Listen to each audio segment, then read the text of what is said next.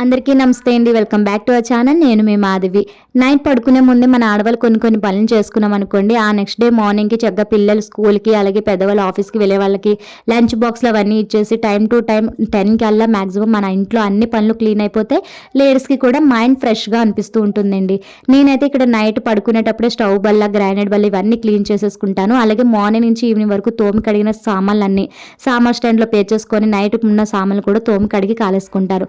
ఆ తర్వాత టిఫిన్కి మాక్సిమం డే టైంలోనే మార్నింగ్ బ్రేక్ఫాస్ట్లోకి దోశ లేకపోతే ఇడ్లీ వేస్తాను.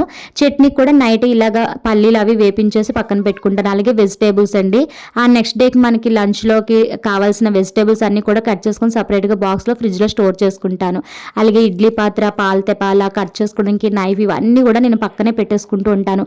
పిల్లల లంచ్ బాక్స్, మా వాళ్ళ లంచ్ బాక్స్లో అవన్నీ కూడా నాకు దగ్గరగా పెట్టేసుకుంటాను. వీటన్నిటి వల్ల కూడా నాకు మార్నింగ్ ఒక 2 అవర్స్ పని అయితే సేవ్ అవుతుందండి. మీరు కూడా ఇలాగే చేయండి.